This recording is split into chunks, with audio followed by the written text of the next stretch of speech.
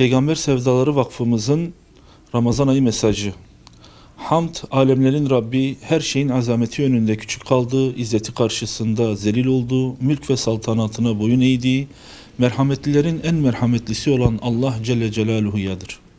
Selat ve selam kainatın efendisi, iki cihan güneşi, serverimiz, önderimiz, numune-i imtisalimiz, göz nurumuz, kainatı İslam nuruyla aydınlatan, insanlığın tek kurtuluş reçetesi Hazreti Peygamber aleyhissalatu vesselamın, ehli beytinin, ashabının ve tüm inananların üzerine olsun. Ey iman edenler! Oruç sizden önce gelip geçmiş ümmetlere farz kılındığı gibi size de farz kılındı. Umulur ki korunursunuz. Eğer insanlar Ramazan-ı Şerif'in ne olduğunu layıkıyla bilselerdi, senenin tamamının Ramazan olmasını arzu ederlerdi. Allah'ın Celle Celaluhu'nun ayı Recep, Resulullah Aleyhisselatü Vesselam'ın ayı Şaban'ı geride bırakırken, ümmetin ayı olan Ramazan-ı Şerif'i bizlere bir daha ulaştırdığı için alemlerin Rabbi olan Allah Celle Celaluhu'ya tekrar hamdü senalar olsun. Cennet kapılarının açılıp cehennem kapılarının kapandığı ve şeytanların da zincire vurulduğu aydır Ramazan ayı.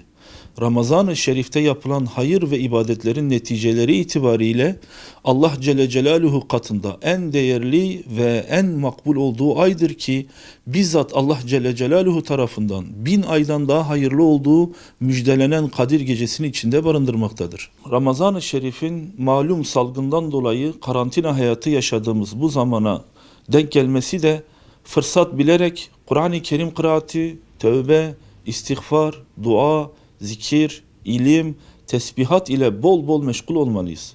Oruçlarımızla nefsimizi terbiye etmeli, günah işlemekten sakınmalıyız. Geçmiş günahlarımız için af dilemeliyiz. Allah Celle Celaluhu'nun rızasını kazandıracak salih ameller işlemeliyiz. Yardımlaşma kültürü İslam'ın ana prensiplerindendir. İnsanlığın bu sıkıntılı döneminde Rabbimizin emirlerini ve Efendimizin örnekliğini yaşayalım. İmkanlarımızı kardeşlerimizle paylaşalım. Çünkü Ramazan ayı rahmettir, berekettir, paylaşmaktır. Paylaşmak sevgiden gelir. Sevmek Allah Celle Celaluhu'nun El-Vedud isminin tecellisidir.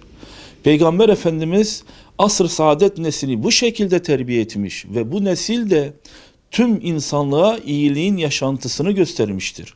Allah Celle Celaluhu Kitab-ı Mubin'de sevdiğiniz şeylerden Allah yolunda harcamadıkça iyiliğe asla erişemezsiniz buyurarak Müslümanlara kurtuluş yolunu göstermektedir.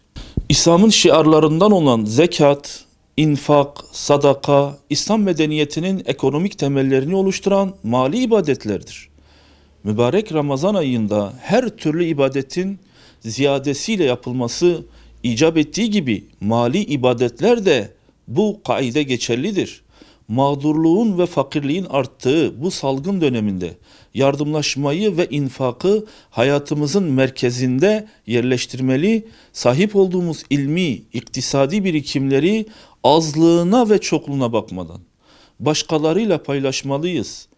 İnfaktan, yardımlaşmaktan, başkasına kendinde olanı vermekten uzaklaşmış toplumlar asla iyiliğe, mutlu bir aile ortamına, huzura, refaha ve medeni bir hayata ulaşamazlar. Biz Müslümanlar yaşantımız ile dünyada İslam'ın insanlık için tek kurtuluş yolu olduğunu göstermeliyiz. Bu duygu ve düşüncelerle dünyanın dört bir tarafında zulüm ve esaret altında olan İslam coğrafyasına esaret ve zulmünden çıkış yoluna vesile olması, insanlığı esaretine alan malum salgından dolayı şifa bekleyen bütün hastalara şafi olan Rabbimizden şifa vermesi dileğiyle Peygamber Sevdaları Vakfı olarak Ramazan-ı Şerifinizi tebrik ediyor, hayır ve bereket getirmesini diliyoruz.